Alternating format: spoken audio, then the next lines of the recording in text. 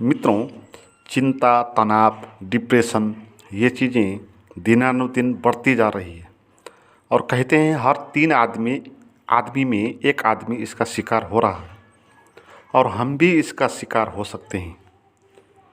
तो समय में ही इस बढ़ती हुई चिंता, तनाव और डिप्रेशन को कैसे ख़त्म करें समझना चाहिए हर एक आदमी को और खुद ही खुद का डॉक्टर बनना है। इसमें खुद ही खुद का इलाज करना है। कोई बाहर का व्यक्ति हमारे मन का इलाज नहीं कर सकता, हमारा शरीर का इलाज कर सकता है। और शरीर के कारण कुछ पागलपन ज़्यादा बढ़ गया, हार्मोन्स ही बढ़ गया, विचार के कारण शरीर में हार्मोन्स ही बढ़ गया और वो ऐसे हरकत करने लगा जैसे हम पागल कहते हैं, मेंटल कहते हैं। वो पत्थर फेंकने लगा लोगों से। तो इस स्थिति में उसके शरीर में हार्मोन्स भी पैदा हो गए। तो उनको कंट्रोल करने के लिए कोई साइकियाट्रिक के पास कुछ रासायनिक कुछ दवा होंगी जो उस हार्मोन्स को कम कराएगी और आप ऐसी हरकतें नहीं करोगे। मगर इसका अर्थ ये नहीं होगा कि आप डिप्रेशन से बाहर आ जाओ। डिप्रेशन से आपको बाहर कोई भी ला नहीं सकता, क्योंकि ये हमारी गलत व्याख्या के कारण, हमारे इल्यूजन के कारण पैदा हुई है।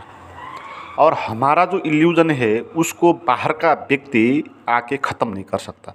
जैसे कोई व्यक्ति दुखी हो तो कोई बाहर का व्यक्ति उसके दुख को ठीक नहीं कर सकता उसके शरीर में प्रवेश करके। तो इसलिए डिप्रेशन का कोई भी गुरु, कोई भी साइकियाट्रिक, कोई भी व्यक्ति ख़त्म नहीं कर सकता।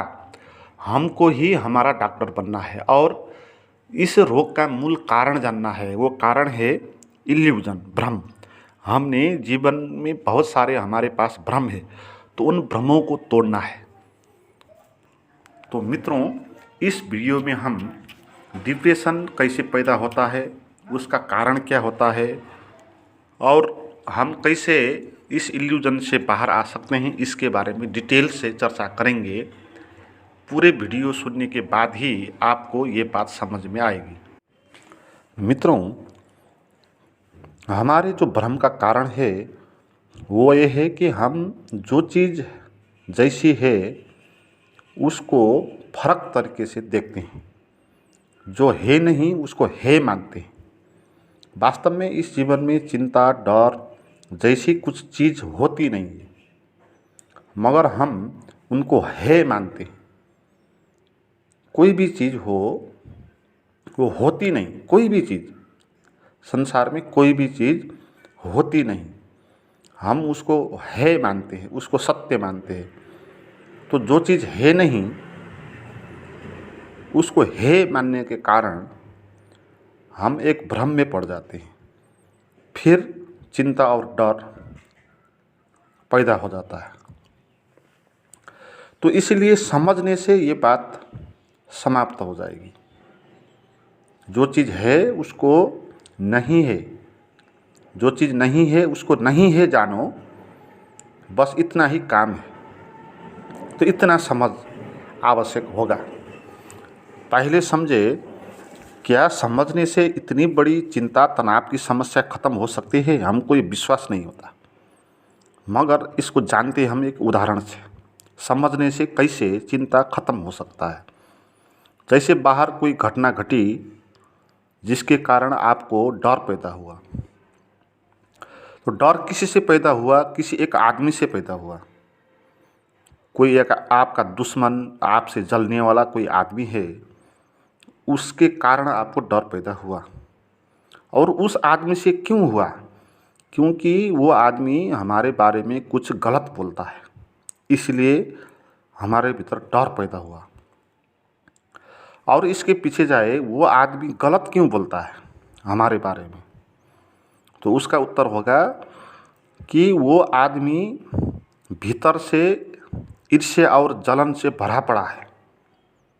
उसके भीतर ऐसे गलत विचार चलते हैं, उसके मन में ऐसे गलत विचार चलते हैं, उसके कारण वो बात कहता है। तो इसका अर्थ क्या हुआ? वो व्यक्ति ही खुद परेशान है। तो ये प्रॉब्लम किसकी हुई? आपकी हुई कि उसकी हुई? ये प्रॉब्लम हुई उसकी, उसके मन में ये ईर्ष्या और जलन के विचार जलते हैं और इसके कारण वो पीड़ित होता है। पीड़ित होने के कारण वो आपसे कुछ कहता है। अगर वो पीड़ित नहीं होता तो आपसे कुछ वो नहीं कहता। जो आदमी सुखी होता है वो दूसरे को दुख नहीं पहुंचाता। जो खुद ही दुख में होता है वो दूसरों को भी दुखी बनाना चाहता है। तो प्रॉब्लम आपकी ये नहीं हुई, उस आदमी की हुई। तो फिर ऐसा है तो फिर वो आदमी जो है बेचारा है, वो दया का पात्र है। तो ऐसे आप पूरी बात समझोगे तो आप उस व्यक्ति पर हंसोगे, फिर उस व्यक्ति के कारण घबराओगे नहीं, चिंतित नहीं होगे उस व्यक्ति के कारण। मगर हम पूरी बातों को समझते नहीं, हम वहीं तक समझते हैं बातों को जहां उसने आपसे कुछ बुरा कहा और आप बोलने लगे उसने मुझे बुरा क्यों कहा। तो यहाँ तक हम जाते हैं, उसने मुझे बुरा नहीं कहना चाहिए था। तो यहाँ तक हम पहुँचते हैं, उसके नीचे हम जाते नहीं समझने में। जब यहीं तक जाते हैं तो हम मान लेते हैं कि वही आदमी आपका चिंता और भय का कारण है। तो आपने गलत कारण को पकड़ लिया, आप खुद ही भ्रम में पड़ गए। जो है नहीं आपके चिंता और तनाव का कारण, वो व्यक्ति आपने मान लिया कि वो व्यक्ति ही आपकी चिंता और परेशानी का कारण है। तो आप खुद ही इल्यूजन में पड़ गए, आपने जो नहीं था उसको है बोल दिया। तो हम परेशान होते हैं तो उसका कारण वो नहीं होता है, हम ही होते हैं। इसलिए हमने हमारे भीतर जो चिंता और परेशानी है उसका कारण क्या है उसको ढूंढना है और हम उससे बाहर आ पाएंगे। तो जाने कि हम क्यों चिंतित होते हैं। क्योंकि हमारे मन में ऐसे विचार चलते हैं, चिंतित होने वाले विचार चलते हैं, इसलिए हम पीड़ित होते हैं। तो कारण हमने जान लिया, हमारे मन में चलते हुए विचार डिप्रेशन के कारण है। बाहर का कोई भी व्यक्ति, कोई भी घटना उस चिंता का कारण नहीं है। तो आधा काम तो आपको हो गया, आधा काम ही बचा, आधा भी नहीं उससे भी कम बचा। क्योंकि आपके मन में जो चिंता पीड़ा होती थी वो तो 90% बाहर की घटना के कारण होती थी। इसमें हमने ये जान लिया कि बाहर का कोई भी व्यक्ति या घटना कारण नहीं होता। तो 90% चिंता आपकी समाप्त हो गई, अब 10% ही चिंता बची। तो वो 10% चिंता क्या है कि आपके मन में ऐसे विचार चलते हैं। और जाने कि ये विचार क्यों चलते हैं। ये विचार इसलिए चलते हैं कि विचार का स्वभाव है कि वो चलेगा, ये प्रकृति की व्यवस्था है। ये नहीं चलेगा तो आपका जीवन आगे नहीं बढ़ पाएगा। जैसे हवा चलती है, हवा नहीं चलेगा तो जीवन आगे नहीं बढ़ेगा। सूरज उगता है, सूरज नहीं उगेगा जीवन नहीं चलेगा। हमारे शरीर में भी बहुत सारी चीज़ चल रही है। हमारा फेफड़ा चल रहा है, हमारा हार्ट चल रहा है, ये सब चीज़ें हो रही है। मगर क्या विचार चलने से ही हमको पीड़ा हो सकता है? और चीज़ चलती है तो हमको पीड़ा नहीं होता। जैसे फेफड़ा चलता है, हार्ट चलता रहता है, हमको पता ही नहीं हो रहा है, होता है कि हार्ट भी चल रहा है। मगर हार्ट चलने के कारण आपको कुछ परेशानी होती नहीं, आप चिंतित नहीं होते। मगर विचार चलने के कारण आप चिंतित हो जाते हैं। तो फिर इसका कारण क्या होगा? क्योंकि विचार चलने से ही दुख नहीं हो सकता, क्योंकि विचार का चलना तो एक स्वभाव है। कुछ भी विचार आपके मन में चले तो उससे आप कैसे पीड़ा आपको हो सकती है? नहीं होगी। मगर पीड़ा कब होती है, किन विचारों को चलने के कारण होती है, उसको जानें। तो विचार के कारण पीड़ा इसलिए होती है कि हम उन विचारों को सत्य मानते हैं जो विचार सत्य नहीं है। जैसे बाहर की बात है ना, वैसे अंदर की भी बात है। जैसे बाहर उस आदमी के कारण हम भयभीत हो गए थे, क्योंकि वो आदमी हमारा भय का कारण था नहीं, हमने मान लिया कि वो भय का कारण है। तो जो है नहीं उसको हमने है मान लिया।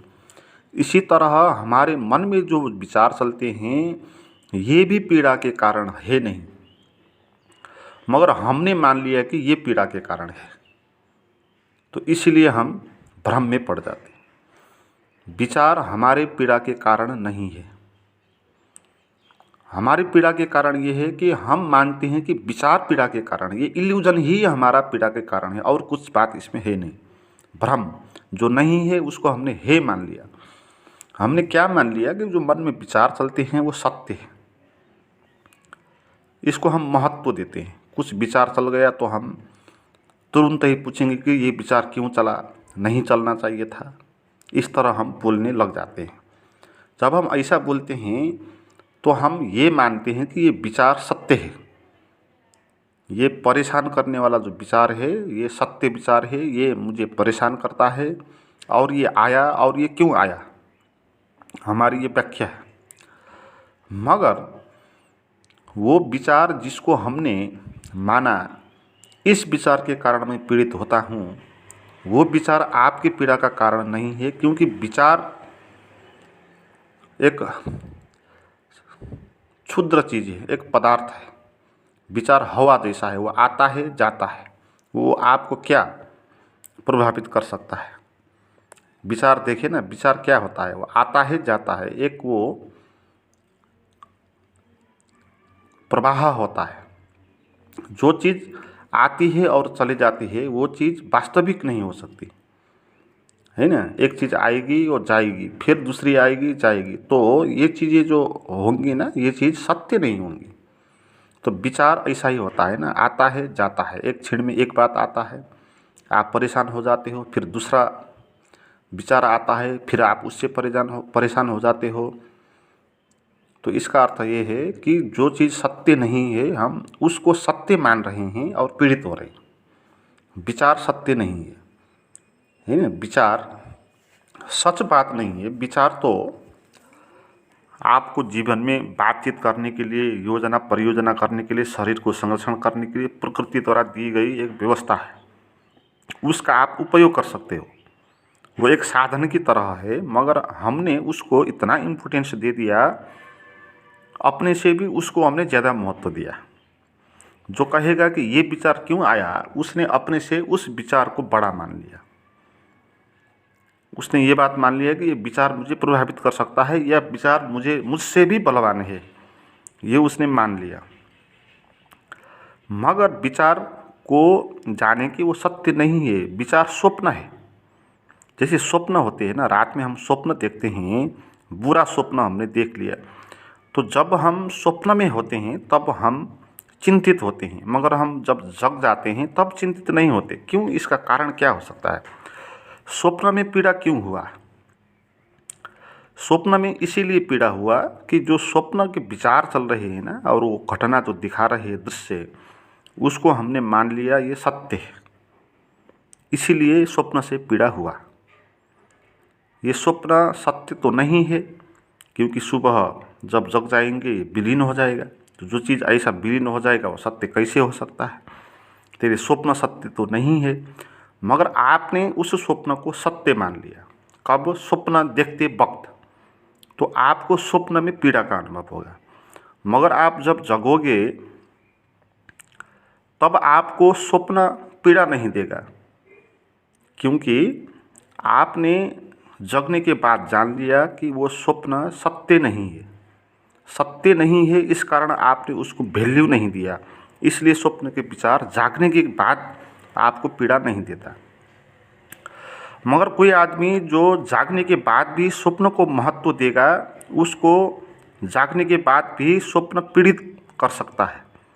जैसे बहुत सारे लोग हैं ना, अंधविश्वासी होते हैं, जो स्वप्न में कुछ देख लिया तो उसका कोई न कोई कारण ढूंढेंगे। बुरा स्वप्न देख लिया तो भयभीत हो जाएंगे, तो वो लोग दिन में भी उस स्वप्न के कारण पीड़ित हो जाएंगे, है। तो हमने यदि जो चीज़ नहीं है उसको है मानकर इम्पोर्टेंस दे दिया, तो वो जगने के बाद भी चिंता हमको दे सकती है। तो बात क्या है कि विचार स्वप्न समान होते हैं, आते हैं जाते हैं, सदा रहते नहीं, और एक साधन की तरह होता है। और हम उसको मान देते हैं कि ये सत्य है, सच है। हम स्वप्न देखते वक्त जो दृश्य दिखाई दिया उसको सच मान देते हैं, मगर वो सच नहीं है। वो तो हमारा अनकॉन्शियस माइंड में जो स्मृति भरी पड़ी थी वो स्मृति प्रकट हुई। बाहर सच में ही कोई दृश्य नहीं है स्वप्न में, मगर स्वप्न में हम भरमा गए। हमने स्वप्न में जो दिखाई दे दिया उसको सत्य मान लिया, तो हम फिर पीड़ित हो गए। बुरा स्वप्न देख लिया तो पीड़ित हो गए। ऐसे ही ये पूरा जीवन एक स्वप्न है। जैसे नींद में उठने के बाद सब स्वप्न चला जाता है, ऐसे ही ये सारा जीवन भी चला जाता है। प्रतिपल चला जा ही रहा है। हमारे बचपन का जीवन कैसा था आप देखें। बचपन का पूरा जीवन समाप्त हो गया। अभी जैसे एक स्वप्न पूरा का पूरा समाप्त हो जाता है, ऐसे बचपन का पूरा जीवन, हमारे हेरने की दृष्टि, देखने की दृष्टि, समझने की दृष्टि, हमारे शारीरिक संवेग आवेग जो भी था वो अब कुछ भी नहीं बचा। ऐसे हम युवा अवस्था में आ गए तो दूसरा स्वप्न हुआ। फिर ये तो फिर जवानी भी चली गई। जवानी का भी कुछ भी नहीं बचा। जवानी का उत्ताप, जवानी का प्रेम, जवानी का आवेग, जवानी की पीड़ा, ये सब भी चली गई। अब आप 40-50 साल के हो गए। तो ऐसे ही जब मरने का क्षण आएगा तो सभी जितना भी जीवन हमने जिया है वो पूरी तरह चला जाएगा। ये पूरा जीवन एक स्वप्न है। तो फिर इस जीवन में आपको कोई भी चीज़ चिंता में डाल नहीं सकती। अगर आप ऐसे जानोगे तो आपको कोई भी बात चिंता में डाल नहीं सकती। तो फिर अपना डॉक्टर कैसे बनना है, खुद ही अपना मानसिक रोग का इलाज कैसे करना है, वो विधि क्या है। अब वो विधि ये है कि आप जब भी चिंतित हो जाते हो किसी भी बात से, तुरंत आप याद करो कि आप इसलिए चिंता आपको हो रही है कि आप उस चीज़ को वैल्यू दे रहे हो। तो उसको वैल्यू दे रहे हो, क्यों दे रहे हो? क्योंकि आप उसको सत्य सच मान रहे हो। वो स्वप्न है, आप उसको सत्य मान रहे हो। तो तुरंत ही आप अपने को झकझोर लेना और कहना कि मैं भी किन बातों में पड़ा हूँ। तो उन बातों को चलने दे। आप उन बातों को, विचारों को आप रोक नहीं सकते, उसको नष्ट नहीं कर सकते। वो तो प्रकृति का नियम है ना, वो तो चलेगा। आप उससे अप्रभावित होना है, उसको वैल्यू नहीं देना है आपको, बस उसको चलने देना है। कोई बात नहीं, हवा चल रही है तो ऐसी विचार भी चलेगी, तो मेरा क्या बिगाड़ सकती है। मैं इस विचार को सत्य नहीं मानूंगा। मन में जो विचार आया, इससे मैं कोई एक काल्पनिक स्वप्न पैदा करके उससे प्रभावित नहीं होऊंगा। मैं उसके भ्रम में नहीं आऊँगा, वो स्वप्न के भ्रम में मैं नहीं आऊँगा। तो इस तरह लेना है और वैल्यू नहीं देना है। जब भी विचार मन में आए हैं अच्छे बुरे जो आपको परेशान करते हैं, ठीक उसी क्षण ये बात ध्यान में रखनी है। ये भी अभी आ रहा है, कुछ क्षण बाद ये चला जाएगा।